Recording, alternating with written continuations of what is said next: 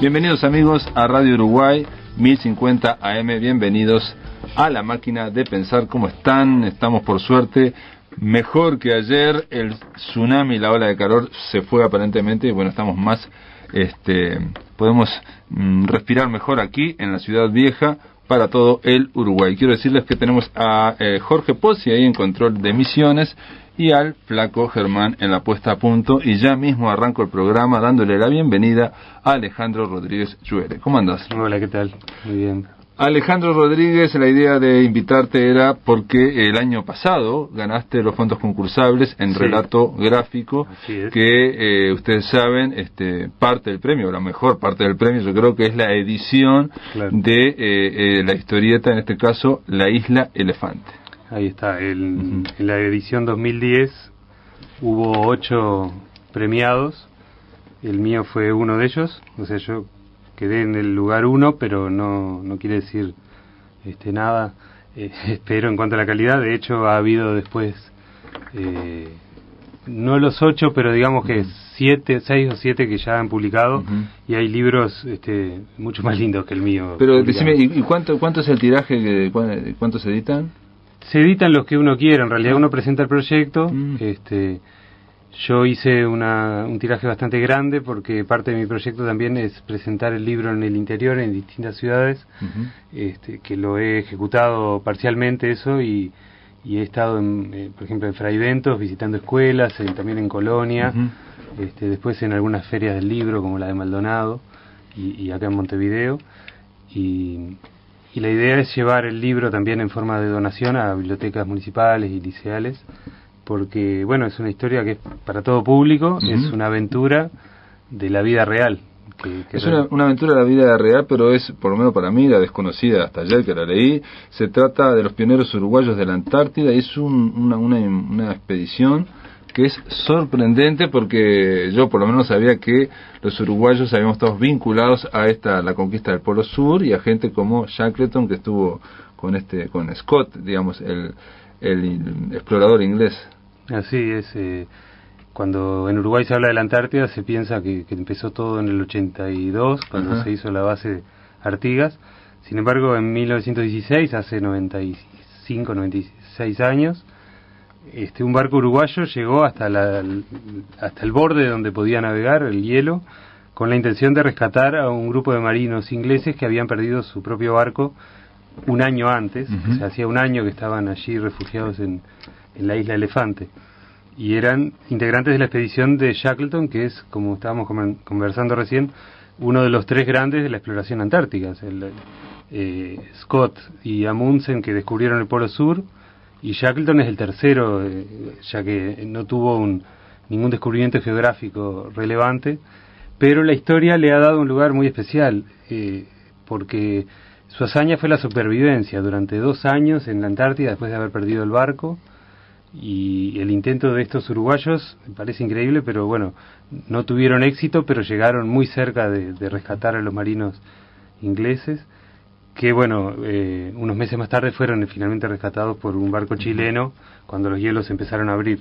Pero esta aventura de este barco uruguayo, que era un barco de pesca, además muy poco adecuado para navegar en el hielo, una tripulación voluntaria que tampoco tenían ninguna experiencia. Sí, Antártica, aparte era un barco, por lo que expresan ahí en el relato, que era requisado. Uruguay se lo había requisado en su momento a los ingleses, estaba ahí, le habían cambiado el nombre, y el protagonista, el héroe uruguayo, admiraba a través de la prensa la hazaña de Shackleton, y obviamente la de Scott, la de Amundsen, y lo gracioso fue que cuando vio que estaba en aprietos, se ofreció propuso, ¿por qué no vamos nosotros a rescatar? Y que para un marino interesado en todo lo que es la exploración y esa mística que en aquel momento todavía era quizás más fuerte que hoy, de la exploración y de encontrar lugares que todavía no habían sido descubiertos, que de repente se aparezca esta oportunidad de ser parte de la historia,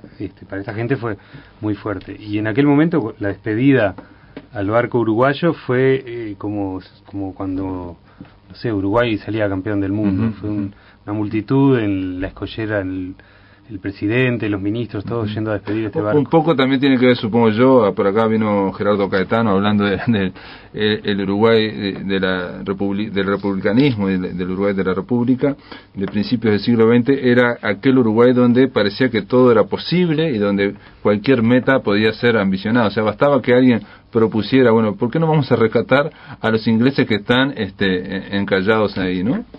Un Uruguay que tenía aparentemente un solo barco de pesca, porque era el número 1 bueno. Era el primer barco de lo que se llamaba Instituto de Pesca, que es lo que luego fue SOIP.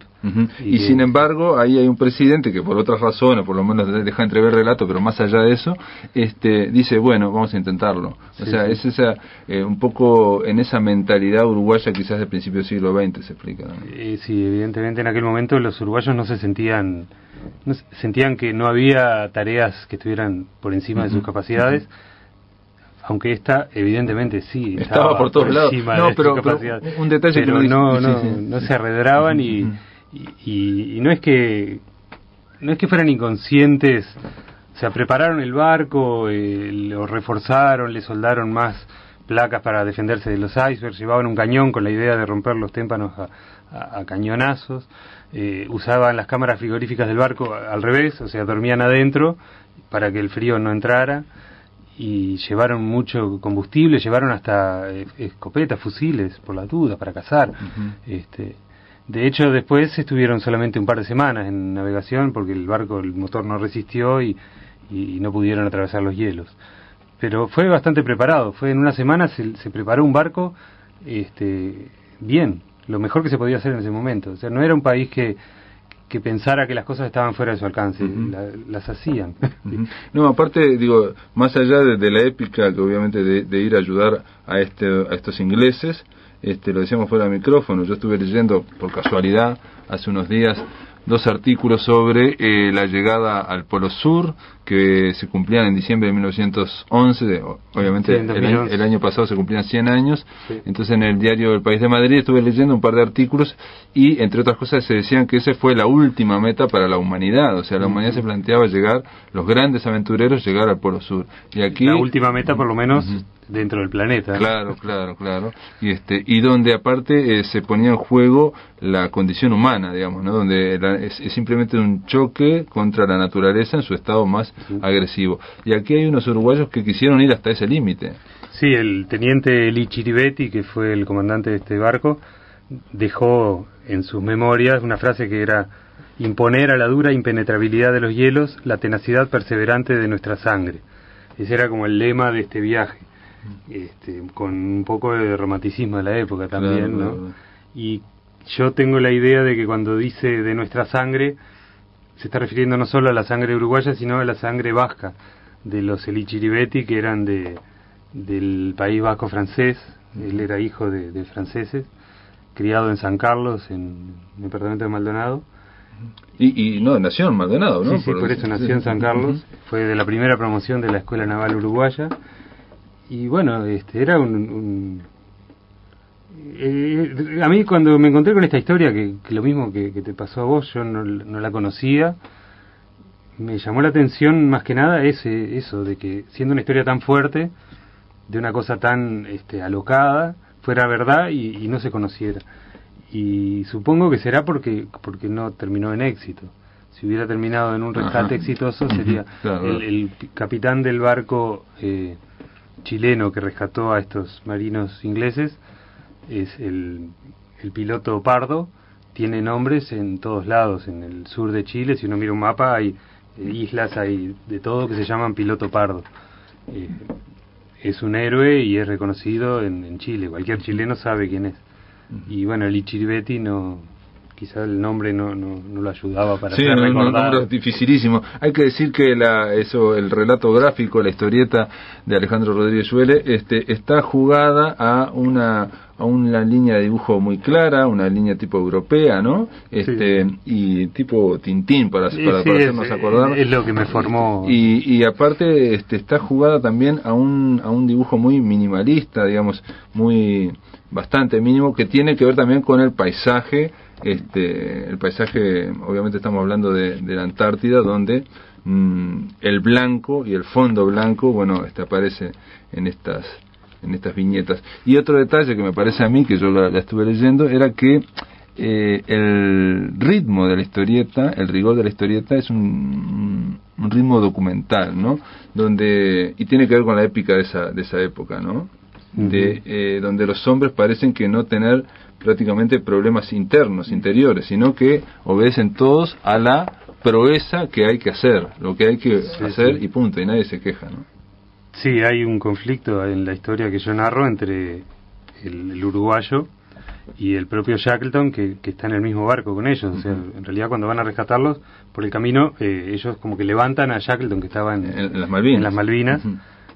Había llegado hasta ahí a través de una peripecia increíble y siempre al borde de perder la vida, pero bueno, él consideraba que la lealtad que él tenía hacia sus hombres hacía que él tuviera que enfrentar la muerte propia para evitar que sus hombres quedaran solos. Sí, o sea que Shackleton había logrado huir, digamos, de la Antártida a través de un bote. Sí, en una forma es una cosa sorprendente, casi. Hasta las Islas Georgias, de ahí fue otro bote. Bueno, hay un conflicto un conflicto de personalidades que, bueno, el estilo de narración que yo tengo es como que no me interesa tanto el monólogo interno y ese tipo de consideraciones sobre lo que el protagonista piensa, sino que al ser una historieta de aventuras, todos los conflictos se manifiestan en la acción. Entonces los conflictos entre dos personajes se basan en que tienen ideas distintas de lo que hay que hacer. Y bueno, uno de ellos, por su forma de ser, es más romántico, más tenaz, cabeza dura, que es el vasco uruguayo. El otro es más práctico, más, si bien también es movido por un idealismo y esa cosa de la época, pero es un explorador con experiencia y bueno, y hay cosas que sabe que no hay que hacer. Y aparte Shackleton es alguien acostumbrado a mandar. Entonces va en esta expedición uruguaya y obviamente quiere mandar. Otro detalle que aparece en tu relato es que, no sé si es verdad o no, yo me imagino que te habrás documentado. Al final de este relato gráfico hay artículos de prensa para decir, miren, esto fue real, esto fue verdad.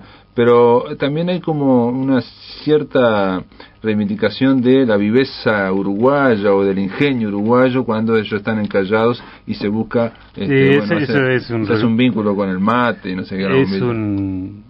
Es una anécdota ficticia, verosímil, pero ficticia, pero que no está tan tirada de los pelos, porque hoy en día los barcos metálicos, fue el primer barco metálico que navegó tan al sur, y eso hacía que el hielo se pegaba al casco, y eso fue uno de los graves problemas que tuvieron. Hoy en día lo que hacen los barcos rompehielos metálicos es calentar el casco por dentro para que el hielo no se pegue. Bueno, lo que yo cuento en la historia es un poco un poco cómico, pero es que mirando la bombilla uno de esos marineros se da cuenta de que si tiran agua caliente del lado de afuera se va a congelar igual que el resto del agua. Entonces lo que tienen que hacer es calentar por el lado de adentro, y allí, bueno, calientan el casco con el vapor de la propia caldera, y eso yo invento que logra que zafe del hielo. No está muy documentado si ellos realmente tuvieron algún tipo si tuvieron que enfrentar a quedar detenidos del todo, pero bueno, es una aventura y también la idea es... Y Alejandro, vos me decías fuera del micrófono también que a nivel, digamos, de la Armada, a nivel de la gente del mar, este hombre es casi el número 2 después de Artigas, digamos, sí, bueno, es un tipo muy admirado. Es el número 2 porque la base antártica que se fundó primero se llama General Artigas, y la segunda base, que en realidad es una estación que no es de uso permanente, que fue donada por los ingleses, y se llama Ruperto El Lichiribetti, que es una estación que hoy está allí, y hay una placa recordando toda esta historia en la isla Elefante, que es una piedra que sale del mar ahí en medio del océano Antártico y que no tiene nadie. Hay pingüinos nomás, hay un monumento a Shackleton y otro a El Lichiribetti. ¿Mirá? Que lo puso la Armada Uruguaya. Y decime, digamos, dentro de las informaciones de la Armada, ¿vos investigaste algo o es que no hay mucha información? No, hay libros. Hay un libro escrito por un historiador marino hace ya como 40 años o más. En el Museo Naval me dieron gran apoyo, mucho material gráfico, hay hay carpetas de recortes donde yo encontré la repercusión que tuvo esto en su momento, insospechada, y bueno, quedó en la historia, eso quedó para atrás. Y el presidente que apoyó a este hombre, porque digo, esa proeza, digo, bueno, primero que era un poco descabellado plantearlo, después que le dieron... Sí, era descabellado, pero en realidad no tenían ni idea si era descabellado o no, claro. Porque como no tenían parámetros ni idea. Sí, bueno, pero era Feliciano Viera, que era, bueno, había sido el delfín de Valle, y cuando llegó a la presidencia quiso marcar un rumbo propio, y en su idea había como demasiada política en el país, demasiada ideología, y él quería como que, bueno, bajar un poquito el nivel de discusión teórica, y este tipo de cosas le servía. Quería que hubiera como... Para unificar, digamos, un objetivo externo para unificar a la gente. Sí, es lo mismo que pasó...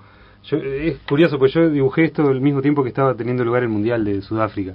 Claro. Y hice como en mi cabeza muchos paralelismos entre estos grupos de uruguayos que se iban en un barco para el sur y el otro grupo. Sí, es la aventura y bueno, tratar y aparte jugar con casi todo en contra, ¿no? O sea, con mucho en contra, sí, ¿no? Sí. Es esa historia de... Porque en el fondo la historia es de un fracaso y sin embargo hoy en día hay muchas cosas que aprender del fracaso de y bueno, obviamente estás contento con esta experiencia, con este relato. ¿En qué estás trabajando ahora?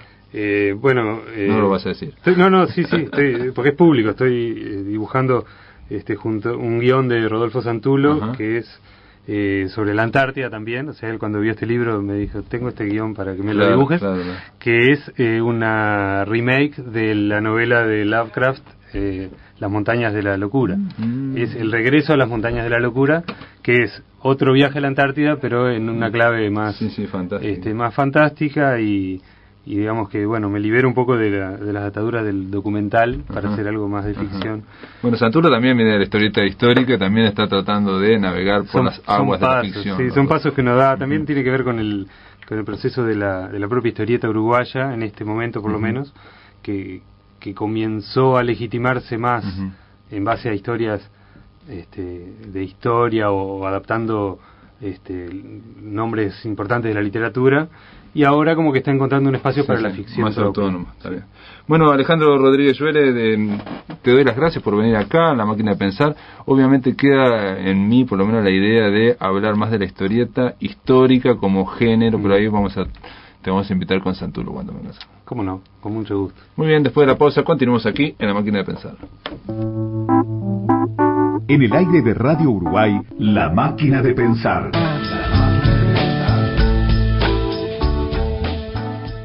Democracia sobre nuevas bases, la vía democrática del socialismo en Uruguay. Es un libro escrito por Manuel Laguarda, agosto de 2011. Le doy la bienvenida. ¿Cómo andas, Manuel? Muy bien, muchas gracias por estar acá contigo en este espacio y comunicándome con toda la audiencia. Manuel Laguarda, ustedes ya lo conocen, ha sido legislador, es psiquiatra, ha estado siempre vinculado al Partido Socialista y publicó este libro, Democracia sobre nuevas bases, como una forma, por lo que entiendo yo, de tratar de hacer por un lado un raconto histórico de esa denominación y por otro lado de proyectarla, ¿no? ¿O no?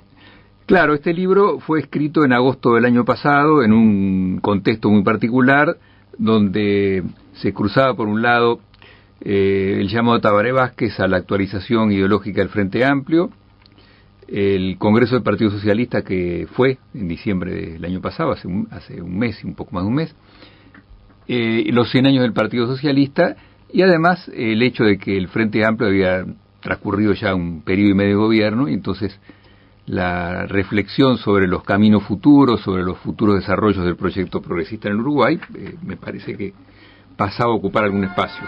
En ese contexto es que aparece la Internacional Socialista, ¿verdad? Sí, este es el ringtone de mi celular con la Internacional Socialista, exactamente, que nos interrumpió un segundito. De manera que en ese contexto particular donde uno podía pensar que incluso la falta de reflexión ideológica contribuye a cierto grado de desorientación, de confusión en nuestra gente, aparece este libro que es una reflexión sobre los caminos posibles de un proyecto progresista de signo socialista en el Uruguay. Yo leía y uno de los planteos de este proyecto, obviamente vos estuviste vinculado siempre a, digamos, a la reflexión ideológica, ¿no? Aparte digamos, de la acción política, a la reflexión teórica. Y se me ocurre que obviamente no era lo mismo hacer la reflexión teórica de la izquierda antes de acceder al gobierno que después de que se accedió a el Estado, o digamos, vía elecciones, al control del Estado. Algo de lo que surgía en ese raconto histórico y cómo se fue formando este concepto de democracia sobre nuevas bases en la época de la dictadura, ¿no? En los 70 y en los 80 sobre todo, era de la necesidad de, por un lado, a ver si te digo dos cosas que me quedaron pensando. Una, la de que la izquierda estaba muy concentrada en la idea de que para acceder a un gran cambio había que acceder al Estado, ¿no? Si se llegaba al Estado, bueno, ahí se cambiaba todo, esa idea, ¿no?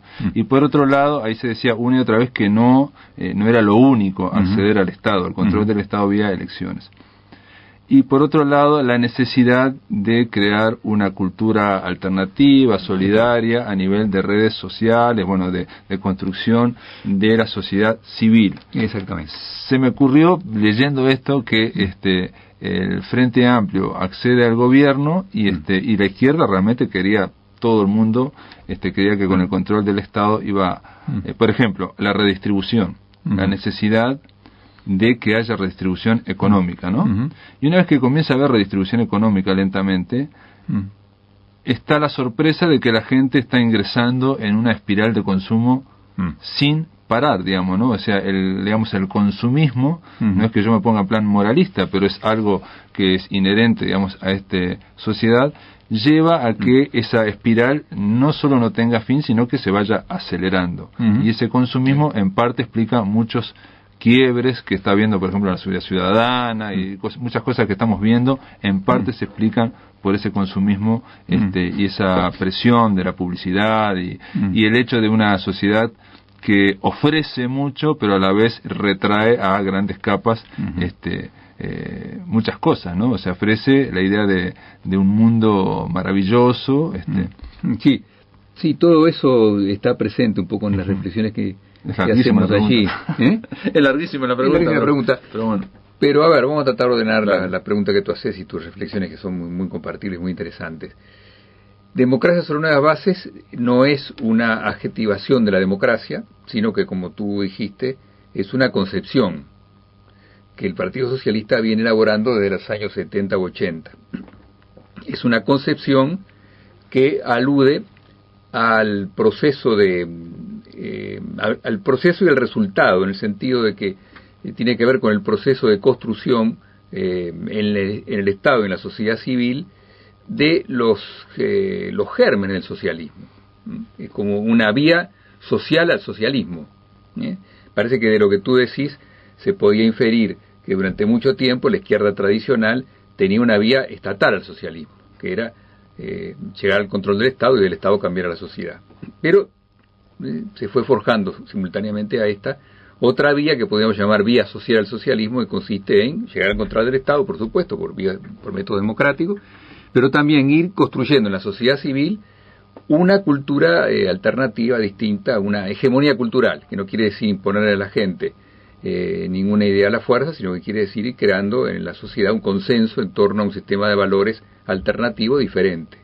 Esa construcción en la sociedad civil, junto con el acceso al poder del Estado, son los caminos que, confluyendo, apuntarían a una meta socialista, a una construcción socialista. Ese es un poco el esquema de la concepción, donde decimos que democracia sobre una base es ese proceso y es cada uno de los resultados, cada una de las etapas que se va recorriendo en ese proceso. Es un proceso y un resultado. Y es una concepción que el partido viene forjando desde hace 30 años y que tiene que ver con desarrollar, bueno, por un lado esa cultura alternativa en la sociedad civil a través del trabajo en la sociedad civil, pero por otro lado también tiene que ver con crear formas de democracia directa, democracia participativa, de autogestión y también de desarrollo de la propiedad social en el aspecto estrictamente económico.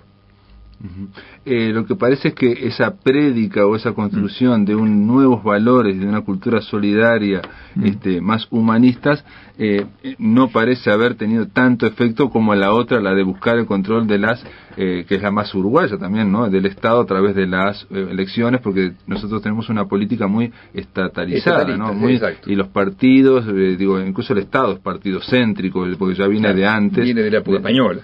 No, y viene de que en Uruguay se creó primero el Partido Colorado y el Blanco y después el Estado. Después el Estado, claro. Entonces ya cuando se creó el Estado ya estaban los dos, blanco y colorado. Entonces genera que hay un gran centralismo del Estado, ¿no?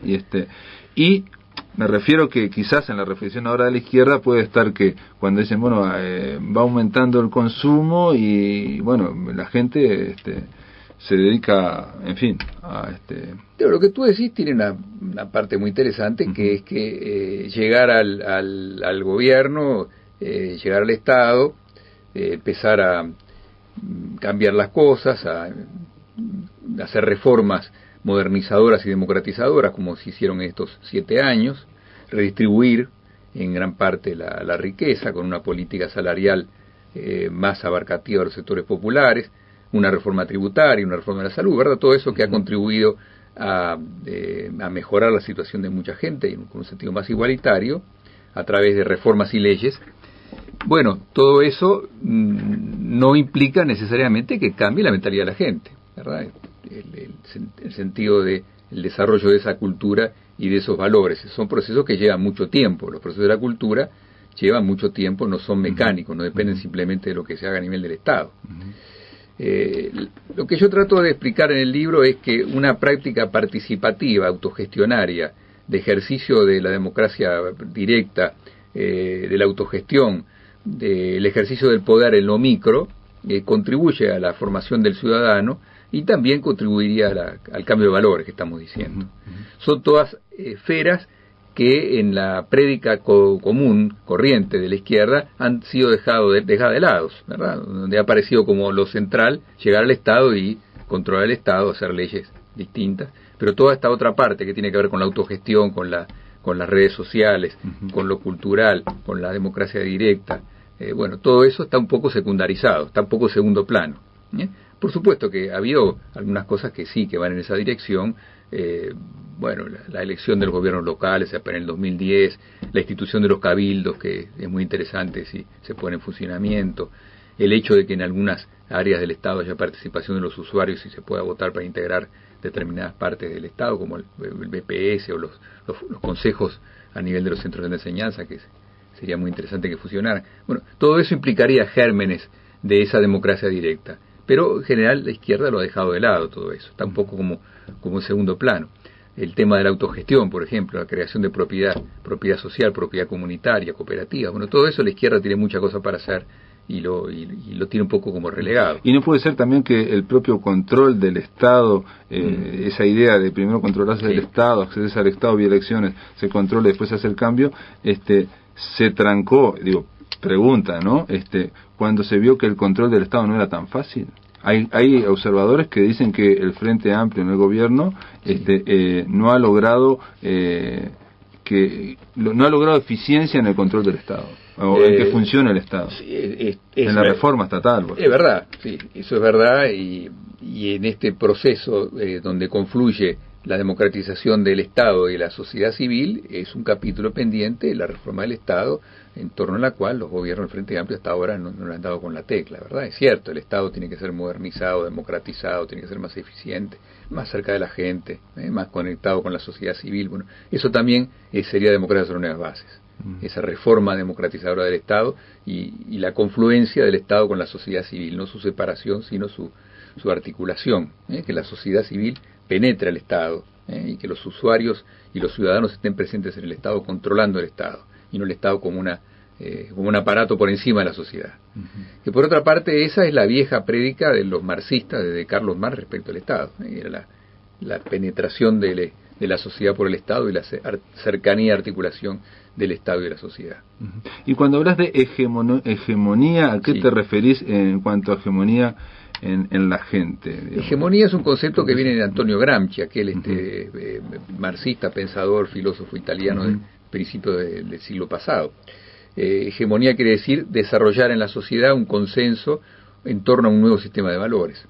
No quiere decir imponerle a la gente por la fuerza o por la imposición autoritaria una pauta de conducta, sino que hegemonía es el complemento del gobierno. El gobierno tiene que ver con la coerción que ejerce el Estado, cuando el Estado es el que monopoliza la coerción y el poder estatal, pero también el conducir una sociedad pasa por el consenso. La hegemonía tendría que ver entonces más que nada con la persuasión y no con la presión, digamos, ¿no? Con presionar, más que la persuasión, que supondría que hay alguien que tiene el poder de persuadir a otro, tendría que ver con la internalización de un sistema de valores alternativo. Sería como un nuevo sentido común. Un nuevo sentido común. Incluso Gramsci usa esa expresión que tú usas ahora, nuevo sentido común. Sabes que yo te planteaba el tema el consumismo, que parece que obviamente Uruguay recién está desarrollándose, recién tiene que ver con eso, claro. Está habiendo redistribución, pero es que hoy leí en La Vanguardia, en el diario español de Barcelona, en una contratapa, una entrevista a un comisario europeo, que no me acuerdo ahora, se me escapa el nombre, y él planteaba de que había que tratar de frenar, de alguna forma, el consumo de objetos, la persecución de consumir objetos. Entonces él planteaba por el tema de la revolución tecnológica, y él planteaba de tratar de consumir servicios, o sea que la economía se vaya más hacia los servicios. Entonces hace toda una loa hacia los servicios que quedan integrados en la gente y de alguna forma, no te digo que rompe, pero esa enajenación en torno a comprar una computadora, una notebook, un iPod, claro, un no sé qué. Ese tipo de reflexiones se cruza con otra temática que es muy importante, que en los países centrales sobre todo ha adquirido tanta centralidad ahora, que es el tema del cambio climático, ¿verdad? Y de la nueva matriz productiva, de la nueva matriz energética. La sociedad industrial no puede crecer indefinidamente en base al desarrollo de extracción, industria, consumo de energía, etcétera. Eso supondría, bueno, a la larga o a mediano plazo, el fin de la civilización, ¿verdad? Por todo el daño ecológico y el cambio climático que se está generando. Eso llevaría a repensar la civilización en base a otros parámetros, ¿verdad? Todo esto que se dice tantas veces, de que si todos los seres humanos tuvieran un automóvil y lo estuvieran empleando, se agotaría energía y la contaminación sería insoportable. Quiere decir que el consumo y la propia civilización industrial tiene que ser regulada y limitada. A cierta altura no puede expandirse indefinidamente. Bueno, eso tiene que ver también con otras pautas de consumo y de valores. Claro, y el consumismo exacerbado y el industrialismo exacerbado llevarían en definitiva a que el planeta no daría cabida para todos sus habitantes. En este libro, Manuel, planteas que digamos que el socialismo tendría que ser en todo el planeta, sin mal me equivoco, y en un momento planteas, no sé si lo planteas vos, un pensador, que es difícil imaginar el fin del capitalismo, ¿no? Es difícil imaginar las dos cosas, el fin del capitalismo, y es difícil imaginar que el capitalismo tenga fin, porque si el capitalismo no tiene fin, la humanidad va a tener una situación muy difícil para sobrevivir. La lógica capitalista lleva a escala planetaria amenaza seriamente la supervivencia de la humanidad. Así que es difícil imaginar que el capitalismo no tenga fin. Pero en este momento no tenemos claro cómo va a terminar el capitalismo. Por eso digo en un momento que es difícil imaginarse el fin del capitalismo y también imaginarse el capitalismo no tenga fin. Muy bien, después de la pausa continuamos con el doctor Manuel Laguarda hablando sobre el futuro del socialismo. Muy bien. En el aire de Radio Uruguay, La Máquina de Pensar.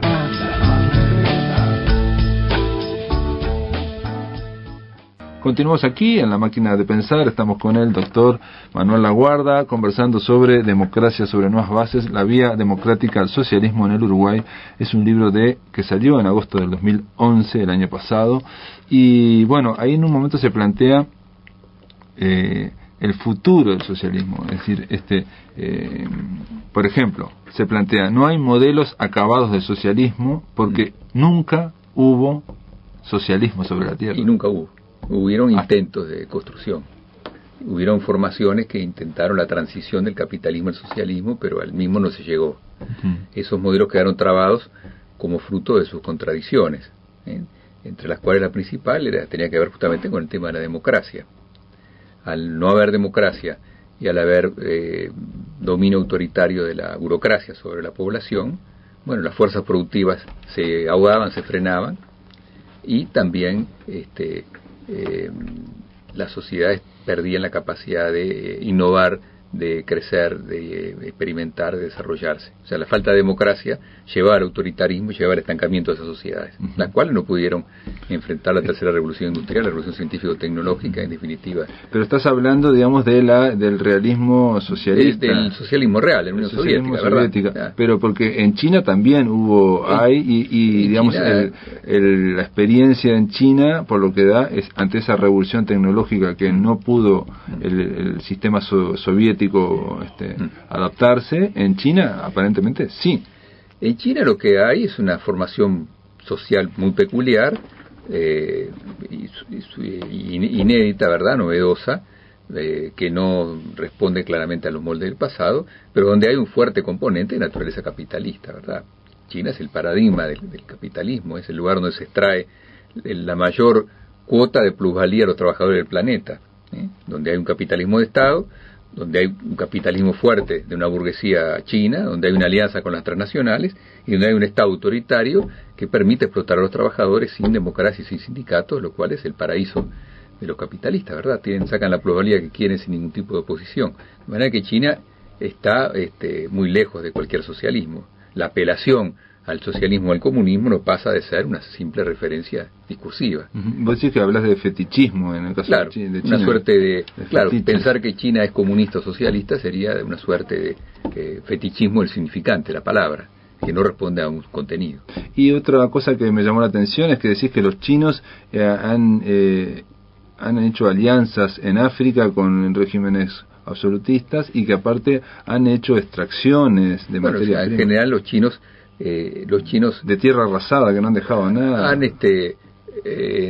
Los chinos han buscado sobre todo sus intereses económicos, de extraer materias primas o comerciales. Los chinos no están regidos por exportar una ideología socialista o comunista, sino por defender los intereses comerciales de su país. En tal sentido, en África se han aliado con gobiernos de diferentes signos, algunos de naturaleza francamente represivo, condenados como crimen de humanidad, como el régimen de Sudán. Ahora Sudán se dividió en Sudán del Norte y Sudán del Sur, ¿verdad? El Sudán del Norte debería ser el poder dominante hasta hace poco. Y en otros lugares ha sido la política de tierra arrasada. Llegan, extraen las materias primas, se van y dejan el pozo, el agujero, sin dejar ninguna infraestructura, ningún desarrollo. Porque los guía un interés estrictamente comercial y económico. De manera que China no es un ejemplo de socialismo. En todo caso, es un ejemplo de cómo un país atrasado, humillado, postergado, que estaba, digamos, en el fondo del pozo de la historia, logró en algunas décadas ser la segunda o tal vez la primera potencia del mundo, alimentando a 1.400 millones de seres humanos y ordenando un país. Eso sí hay que reconocer que lo han podido hacer, pero lo han podido hacer a través de una vía que no ha sido ni democrática ni socialista. Es otra cosa sui generis. Y esa digamos, urgencia, en ese caso, ese pragmatismo famoso chino, ¿no? Digamos, de tratar de resolver las cosas, no puede llegado el caso, digamos, al Frente Amplio, a la izquierda, en el sentido de que llegar al acceso, al control del Estado, hace que haya que la atención vaya dirigida prácticamente al día a día, a tratar de resolver los problemas a la gente en el día a día, y no haya una... habría una confluencia de resultados, pero por supuesto es parte de lugares bien distintos, ¿verdad? Los chinos están guiados por un proyecto que es hacer de China una potencia mundial desarrollada en todos los sentidos, y lo están logrando, ¿verdad? A través de un método con el que uno se siente muy alejado, ¿verdad? Donde predomina el autoritarismo del partido y el totalitarismo. Eso está claro. El Frente Amplio, bueno, es otra cosa distinta, no tiene nada que ver con los chinos.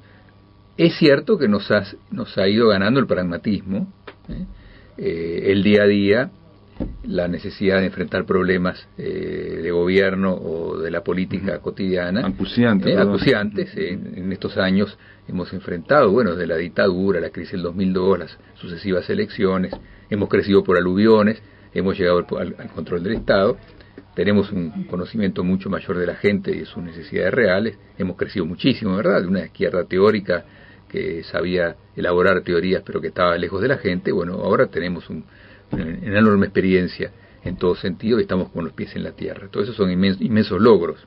Junto a esto hemos perdido la reflexión teórica, la reflexión ideológica y el pensar en la perspectiva de futuro como lo teníamos antes, ¿verdad? Eso es cierto, es un debe, algo que ha quedado por el camino. Este libro pretende, en parte, contribuir a llenar ese espacio que quedó perdido.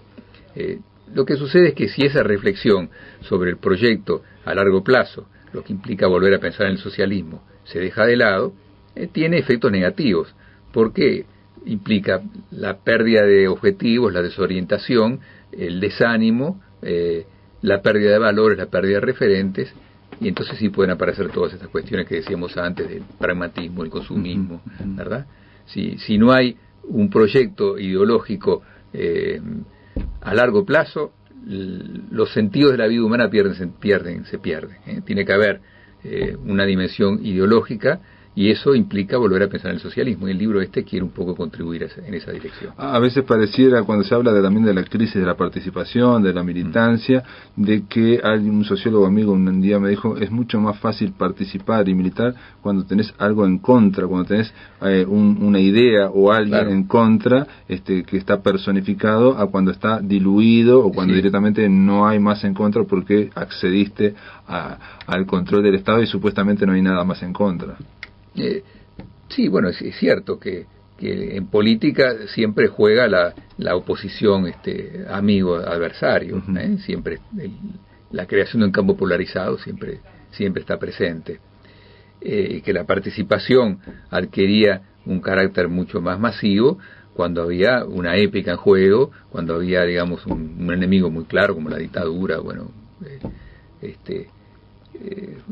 cuando había que llegar, y cuando había otro contexto también. O por ejemplo cuando la batalla contra la ley de impunidad, me estoy refiriendo a determinados a momentos de movilización, de clara polarización, donde los campos están delimitados y se gesta un sentido, digamos, de trascendencia, de mística, etcétera.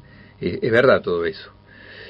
Pero bueno, lo que se trata también es de recrear otra mística, y esa otra mística es la democracia, en el sentido de que la profundización de la democracia y la capacidad de tener cada vez más poder de decisión para construir futuros puede contribuir a retomar en parte esa mística participativa que se diluyó con el tiempo. Acá hay un fragmento que te lo quería leer porque me pareció, por lo que yo entendí, a ver si lo entendí bien. Dice, más profundamente la salida de la crisis del capitalismo solo puede hacerse con transformaciones profundas. Desarrollar la producción real, la inversión productiva, superar la financiarización especulativa a través del desarrollo de la fuerza productiva implica el estímulo y la satisfacción de las necesidades de la gente en salud, educación, vivienda y alimentación. Esto solo puede hacerse si la población toma en sus manos el manejo de la economía con criterios de racionalidad y justicia, lo que supone una democracia política, económica y social que se sigue llamando socialismo. Acá da la impresión de que identificás la democracia con el socialismo. Claro, pero yo me refiero ahí sobre todo a la crisis económica mundial del capitalismo, en el sentido de que, las regulaciones que se pretenden hacer el sistema financiero mundial, está bien, hay que hacerlas, porque la desregulación financiera mundial llegó a la crisis. Pero más profundamente, la crisis responde a las contradicciones estructurales del capitalismo. Lo que yo estoy diciendo es una verdad vieja para los socialistas, que es que la salida de la crisis, en el fondo, implicaría enfrentar la construcción del socialismo a escala planetaria. ¿Por qué? Porque yo lo explico en el libro, es una explicación bastante aceptada, bastante difundida, de la crisis económica mundial, de que esta tiene que ver con que al haber caído la tasa de ganancia en la producción, el capital se vuelca a la especulación financiera, la financiarización. Se crean las burbujas y las burbujas están destinadas a crecer hasta que al final estallan. Ya se sabe que van a estallar. Van a estallar, porque... Pero generan más ganancias durante ese momento. Hasta que no estalla genera más ganancias. Entonces el capital se aplica a ellas, hasta que finalmente... Y el capital generaría esas burbujas porque, digamos, por la vida de la producción cada vez gana menos, porque la gente gana más sueldo, claro, además las máquinas, etcétera. Gana menos en los países centrales, gana más en China. En China, si el capital aplicado a la producción da ganancia. En cambio, en los países centrales, lo que da ganancia es la especulación financiera. Ahora, ¿cómo se sale de eso? Se sale regulando capital financiero, por supuesto, pero en el fondo se sale aplicando la producción a satisfacer la necesidad de la gente en todos esos rubros. Pero eso implicaría otra racionalidad política y social, eso implicaría el socialismo. Ahora, ese sentido, digamos, común, ese nuevo sentido común, debería estar de alguna forma incorporado, y no está incorporado, y no existe. Y no está. Sentido común. Exacto, no está, claro, y eso es parte de la lucha política e ideológica, incorporar ese sentido común. Porque digo, estamos en Uruguay, está en el Frente Amplio en el gobierno, sí, ya va en su segundo periodo, hay una serie de críticas a la gestión y al problema de controlar el Estado con eficiencia, claro, y no surge lo otro, lo que dijimos al comienzo de esta charla, que era la creación de un nuevo sentido común. En eso estamos, justamente, el libro va en esa dirección, eso es lo que no existe, ¿verdad? No existe. Incluso en todo este tema hay una gran confusión, porque se dice, hay que tener un capitalismo de rostro humano, el Frente Amplio no es socialista, como que se separa tajantemente el Frente Amplio y del socialismo. O se critica, por ejemplo, en un momento que el Frente Amplio está administrando el capitalismo. Claro, está administrando el capitalismo, efectivamente. La crítica sería que, además de administrar el capitalismo, no hay una perspectiva de superarlo, un proyecto de superarlo, ¿no? O eso no está asumido, o eso se dejó de lado, o cómo hacer la transición se dejó de lado. Esa reflexión no está más. Y yo te decía, te leí ese párrafo porque me parecía que ahí estabas vinculando muy fuertemente la democracia con... Claro.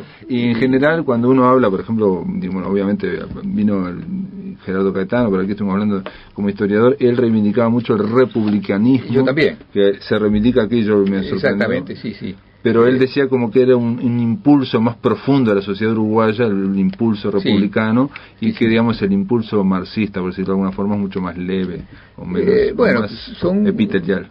Yo pienso que son tradiciones confluyentes. Yo en el libro reivindico la tradición del socialismo democrático, la tradición del republicanismo también, y la tradición del comunitarismo, que es otra concepción filosófica emparentada con el republicanismo. El republicanismo es una concepción que tiene que ver con que la participación política contribuye a la formación de las personas. Eso sería un poco una idea del republicanismo. Que la democracia no es simplemente la libertad negativa de que el Estado no me va a limitar o a regular o a prohibir, sino que la democracia es la libertad positiva de que el Estado me va a permitir construir un futuro mejor. Participar para construir un futuro mejor. Es la construcción deliberada del futuro desde la profundización del ejercicio de la democracia.